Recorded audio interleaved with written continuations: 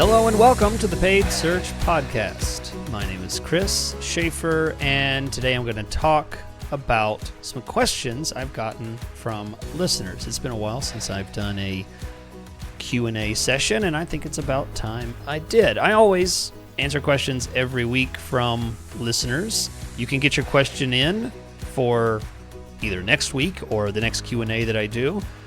Send an email to paidsearchpodcast@gmail.com, and I will do my best to answer your question if I think it fits the show pretty well. And I have several questions from Aaron, Roman, and Eric who sent in questions. Appreciate those. We're going to talk about bidding. We're going to talk about ROAS, and also going to talk a little bit about AI. Some new topics coming up this week from some really good questions. So before I jump into the questions, I want to remind you guys that this podcast every week is brought to you by Optio. Optio.com/PSP. That is the dedicated URL for you to get a special 28-day free trial of the world's best Google Ads management software, period. You'll actually hear in the questions people praising Optio, and so glad for their use of Optio because it's helped them to level up their campaigns. Guys, this is a real thing. Optio can change the performance of your campaign, and they're always improving the way that their tool works. You say, well, how does it improve it, Chris? Do I just push a button and it just optimizes for me?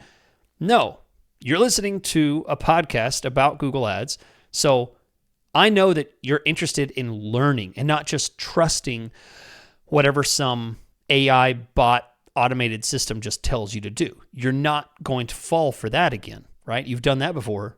You need something that can help you make decisions, and that's what Optio does. It helps you to make sound decisions in your Google Ads accounts based on numbers, metrics, trends, proof to know that you can change this keyword's bids and it will make a difference. Proof that this keyword needs to be paused because it's a detriment to your campaign.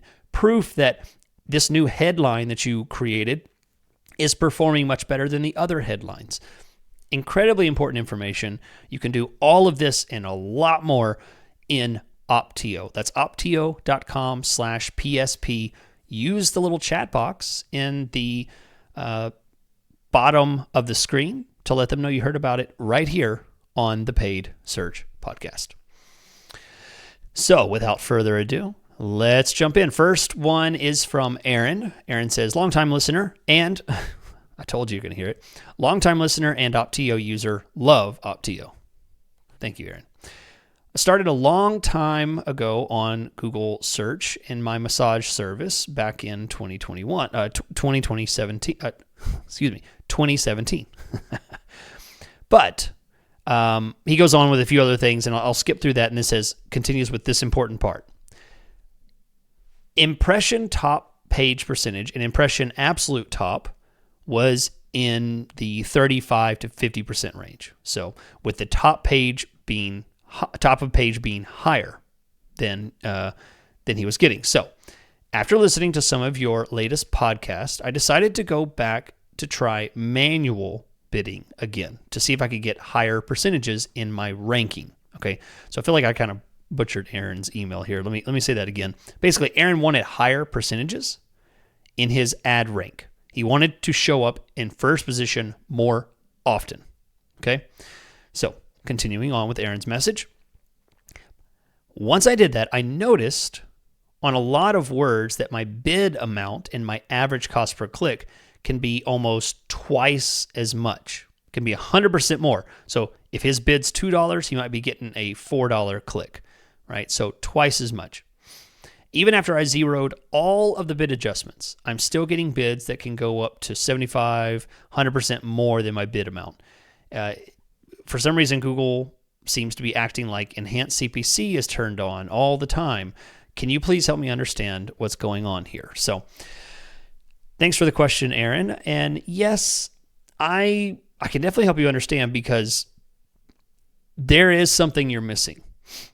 If you're using manual bidding, which I'm a big advocate of, if you're using manual bidding, you absolutely have something turned on somewhere. And I have a list here of places that you need to go check. Okay, so let's go down. Number one, there are 2 places that in manual bidding that your bids can be put in at. Number one is the ad group bid. Okay, so if you have an ad group bid of $2, all of the keywords in that ad group will be bid at $2. Now, there is also a bid at the keyword level. If you have any bid that is not blank for that keyword, that bid overrides the ad group bid. Okay, so I see some people that will manually type in $2, $2 on every single keyword, even though their ad group bid is, just the same thing, $2.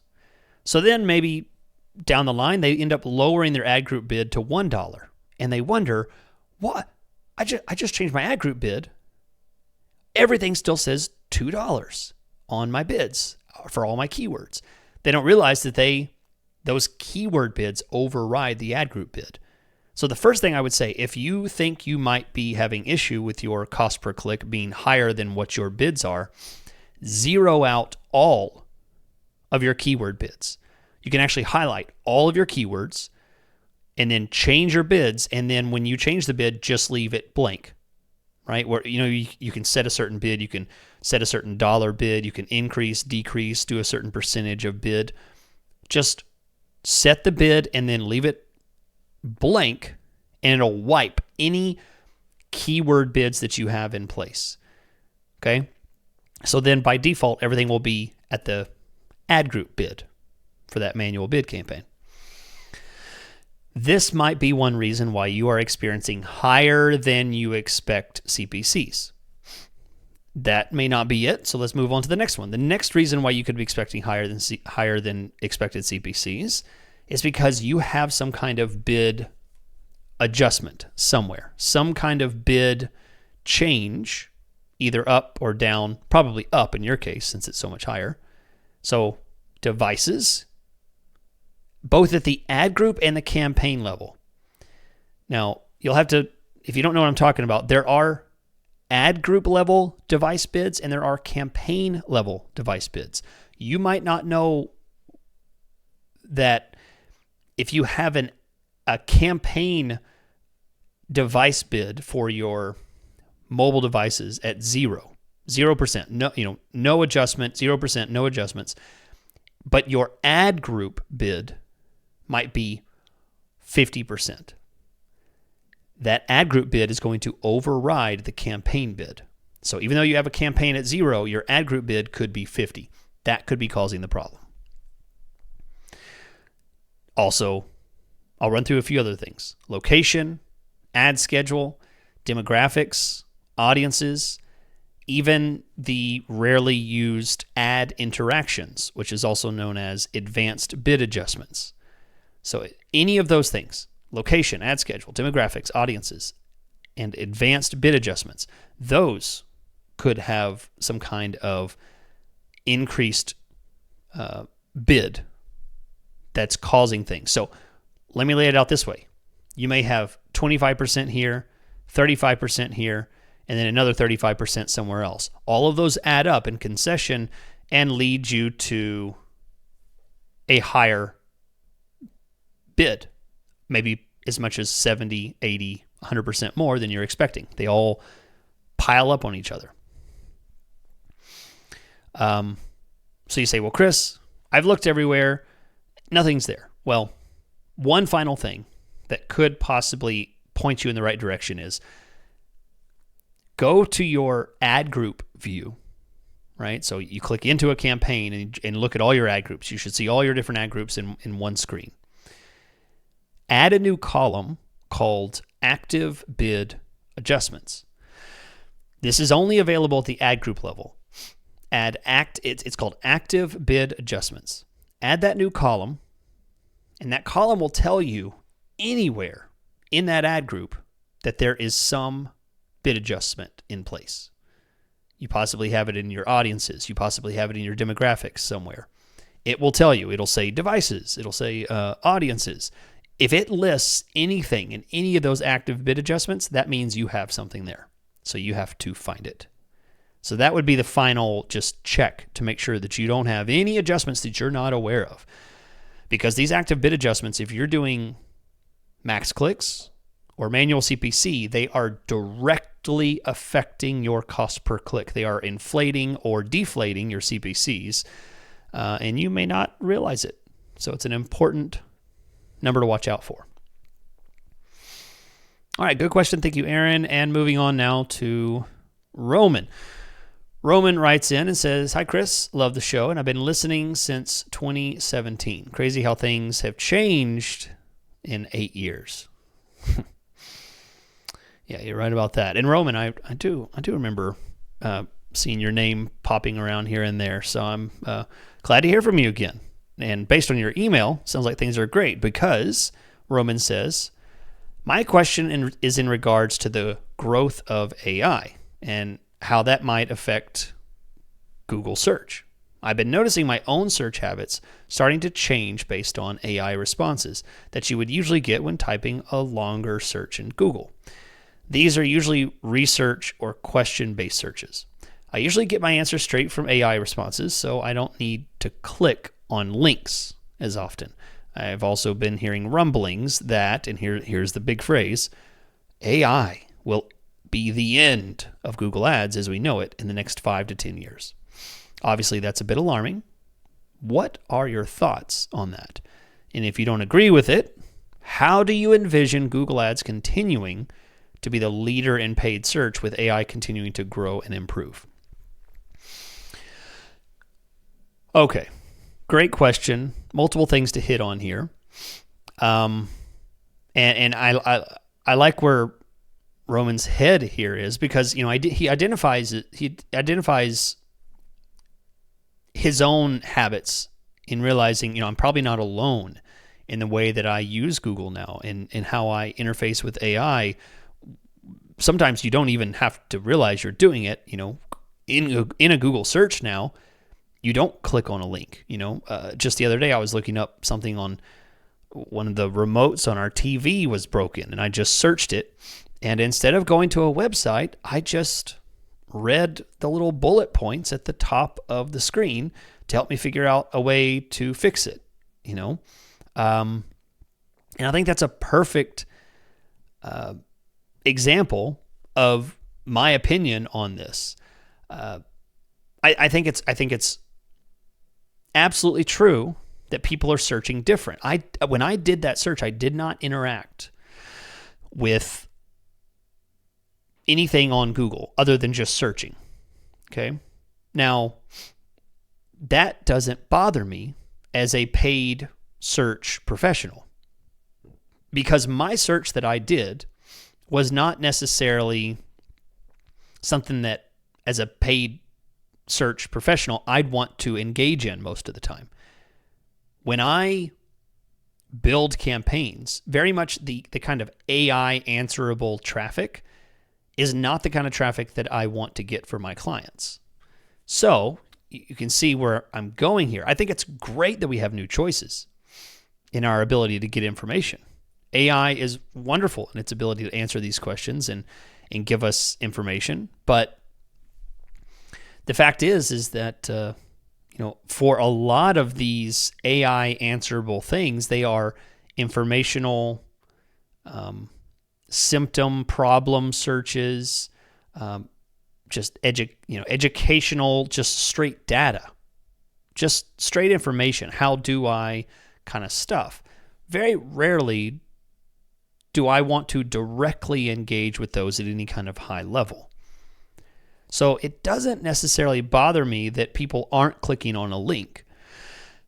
And I feel that Google knows this, right? Google's got way more data than we could possibly imagine about the tone and the need of these searches and what their eventual interaction is with Google, right? I'm drawing from just personal experience. Google's drawing from a billion personal experiences. So I'm absolutely sure that Google knows that there are some things that land in one bucket of very unlikely to interact with paid ads, very unlikely to interact with organic or anything, very unlikely to interact with anything other than just using Google as a Yellow Pages or, a thesaurus, a dictionary, or, just a world book. I don't know how much of my audience understood those references. Google it if you don't know what a world book is. But the point is that I firmly believe that the areas that's going to be directly affected, at least in Google search, about these things are going to be areas that I don't directly have a lot of interest in as an advertiser, because they probably didn't really interact with my ads much anyway.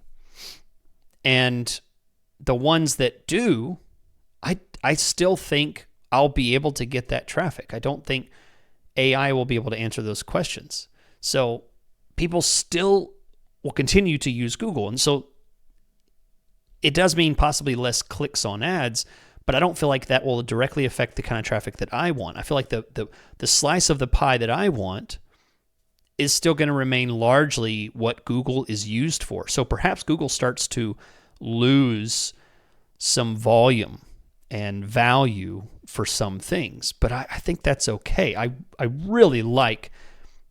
I'm a fan of capitalism. I mean, obviously, I live in America. That's what has brought me success and has brought Google success. I think it works very well, and I welcome the choices that are here. And if Google can remain successful, if it can remain valuable and valid in this environment, I think people will still continue to use Google to find products, services, answers and a little bit more tangible thing rather than just information. Informational searches never really meant a whole lot, at least in my PPC world. I don't find AI to be a good alternative to online searching for products and services. When I want to find, a phone stand to use on my desk, I don't go to AI. I go to Google and, I'll look at some of the shopping ads and, I might browse and end up on a Best Buy link, an Amazon link or something like that and browse those. And I absolutely would end up engaging with paid ads for that way.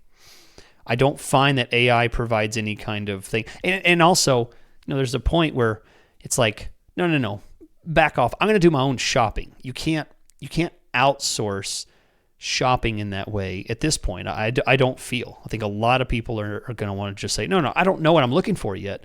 I'm just going to shop around in the way that they always do. I need to find an AC company. I'm not going to just look at AI and just have it choose one for me. I need to get my roof repaired. I'm not going to just ask AI, who do I call? Obviously I think that'd be a very dark situation if we're having AI answer questions like that without any kind of personal preference or decision-making of our own. So I hope that answers your question. Great question, Roman. It's AI's definitely been something that I've been using more, not really for work very much. I actually I love to use it for. You want to know what I use AI the most for?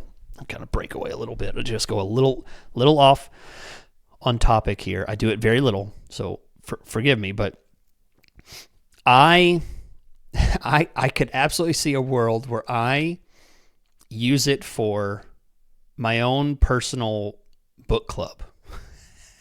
I don't know if you expected that or not, but I've been reading. Oh boy, I'm going to say it. It's French, so my French is not bueno. Les Miserables by Victor Hugo. Very old book, right? It's a classic.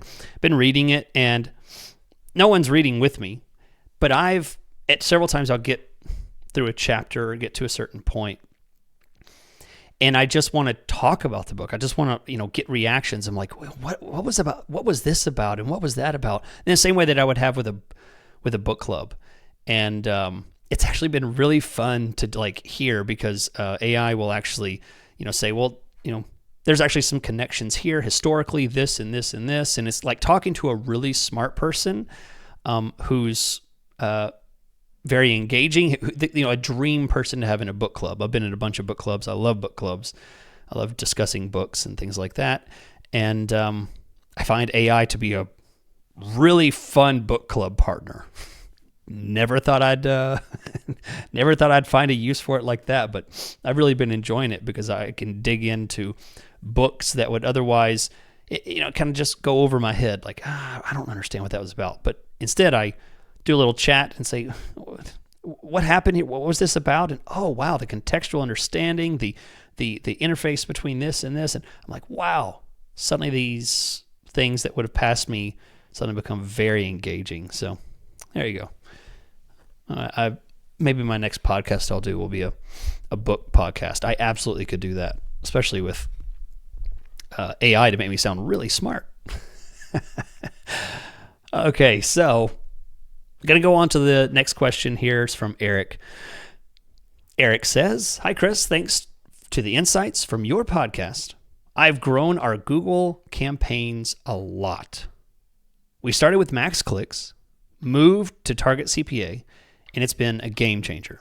Optio," there it is again, guys, "Optio has helped quite a bit during this process. So thank you for that. Now, with 99% accuracy on our new offline tracking that we've implemented and the ability to send dynamic revenue values, we're ready to graduate to the next point, and that is target ROAS." Okay, so just to summarize what Eric's talking about, thanks to Optio, which you can try for free at opteo.com/PSP. Thank you, Eric. He went from max clicks to target CPA. Now they've started importing offline tracking. In other words, this is lead generation. So he's tracking through a CRM or something like that, pulling these leads and getting concrete information about how much of each of these leads are bringing in and value and stuff like that. Now they have concrete information with incredibly good accuracy, I might admit. 99% accurate offline tracking is wonderful. So now they have, not only do they have conversions, they have conversions with revenue information, value attached to it. Okay? So they're ready to graduate to target ROAS. All right, so he asks, any advice on this? Any pitfalls to watch out for? Does this plan that I've laid out make sense? All right, Eric. Thank you for the question. And first of all, congratulations. Eric mentioned how much they were spending and stuff like that. Sounds like it's a very high spending campaign.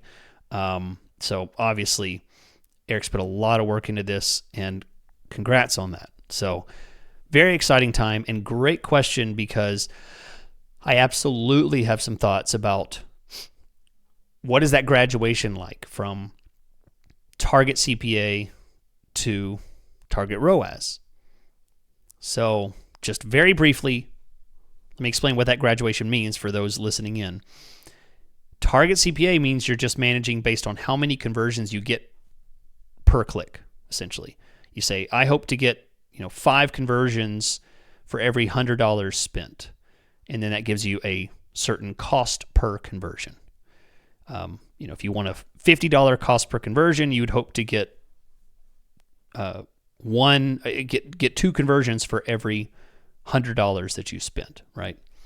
So target ROAS goes much deeper, and it just talks about profitability, revenue, actual money. So if we spend $1,000, we hope to bring in not conversions, but value, an added value of 4,000. So you spend 2,000, you get 4,000, that's a 2x return, 2.0 return. Okay, so that's what ROAS is. All right, so now on with the advice. Eric, number one, start with an experiment. And I do not mean that in the general sense, experiment, quote unquote. I mean specifically the experiment tool in Google Ads. I cannot tell you how many times I have worked on other accounts that are spending at your volume, and we run experiments, and they are actually a big disappointment on some campaigns and a massive win on others. So do not assume that this is a graduation period. Target ROAS is not always better than target CPA because there is a balance between volume and value. That's the balance here. And sometimes value can be very detrimental to volume, right? You have a 5x return, but now you're getting half the volume that you used to get, right? That won't work. You have to have both volume and value. And sometimes managing for value does not equate to enough volume. So, number two, another suggestion, I suggest starting with whatever target ROAS Google gives you. So when you're going to set up a new experiment in Google Ads, it's going to give you a target ROAS. Use that target ROAS. Don't get creative and come up with something twice that, or add little numbers up. I would be very cautious and just use whatever Google gives you and then go from there. Now, at this point, if you're going to be using target ROAS, I hope that you have a campaign with a lot of well-segmented ad groups. So in other words, you don't have one campaign with one ad group. I hope that there are multiple ad groups in this, lots of ad groups, because you will lose the ability to control specific topics or business trends or shifts or changes in your account if you just dump everything into one ad group. You're essentially just dumping 100, 200, 300 keywords into one ad group, and you have no ability to manipulate which one has priority, slowing some things down, speeding things up. You don't have that control anymore. So you do not want that. And that's important because this next point here is later down the road, I highly recommend adjusting these target ROAS bids at the ad group level, not at the campaign level, but you have 25 different ad groups. Some need to go up, some need to go down. You need to adjust these. Some are doing very well, so you loosen the leash and let this thing run wild. Let the CPCs go up. Let the search impression share go up. Let your ranking go up by lowering the target ROAS and really give it some rope here. Conversions are working well, something's working well, push it. And then the inverse for something else is not doing well. Restrict that thing, slow it down. And you need to do that at ad group level target ROAS bids. Because, and here's the next thing, I say all of that to say this, target ROAS will not always hit your goal. Now you probably know that because target CPA doesn't always hit your goal, but target ROAS is not necessarily a graduation in that it always gets it right. Target CPA is not always going to get it right, and target ROAS is not always going to get it right. So don't expect just because you're graduating from one to the other that the new one is somehow much better, and it's always going to keep at that target ROAS number. No, that's not true. You will need to slow things down. You will need to speed things up, and that's an ad group ROAS bidding is how you do it. And again, I say all of that to say this. Target ROAS is a graduation, but it is a even further step away from CPC bid control. And it's a big leap forward into the mysteries of algorithmic bidding. So you're taking quite a step forward into the black box of algorithm bidding and all this stuff that very often provides absolutely no reason why Google's bidding on certain things. So understand where you're putting your feet on. You're putting your feet in an area where there's a lot of mystery, a lot of confusion. You see keywords will just start to pick up, and this one will start spinning, and this one will start spinning, and this one will start slowing down, and the searches may not really look any different. And there's another level that is working under the hood that you cannot see. There is no metric, there is no numbers, there is no column or anything that you can see why this was decidedly bid higher. The only thing we can see is the fact that it got you better ROAS or not. So Google will choose based on these factors. You can't see them, so understand that that's the direction that you're moving. Could be wonderful, could be scary, don't know, but it's a great place to be. Thank you for your question, and thank you guys for listening. If you would like to chat with me on a deeper level and maybe discuss books or talk about Google Ads, I guess you could do that too. You can find me at chrisschaefer.com. I offer management of Google Ads campaigns, big or small, and I offer live Google Ads coaching for you, your team, whatever you'd like. You can find more chrisschaefer.com. Otherwise, I'll catch you guys next week.